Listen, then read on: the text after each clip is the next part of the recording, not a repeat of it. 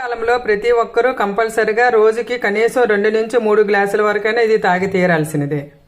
ఎండాకాలం వచ్చేసింది, బయటికి వెళ్ళాలంటే భయం, దాహం బాడీ డిహైడ్రేట్ అయిపోతుందని టెన్షన్ పడుతున్నారా? ఇది తాగి 1 గ్లాసుడు ఎండలోకి వెళ్ళారంటే సరిపోతుంది. మీకు ఎలాంటి సమస్య లేకుండా మీ బాడీ డిహైడ్రేట్ అవ్వకుండా ఉంటుంది.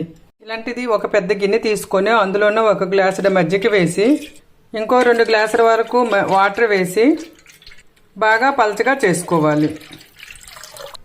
ఇప్పుడు ఇందులో సన్నగా తరిగిన అల్లం ముక్కలు, సన్నగా తరిగిన పచ్చిమిరపకాయ ముక్కలు, చిన్నగా తుంచుకున్న కరివేపాకు 1 table spoon, 1/2 table spoon salt కూడా వేసి బాగా కలుపుకొని ఇందులోనే ఇంక కొన్ని నీళ్లు యాడ్ చేసి ఎంత పలచగా కావాలంటే అంత పలచగా చేసుకొని మూత పెట్టి 1 గంట పాటు పక్కన పెట్టేసేయాలి.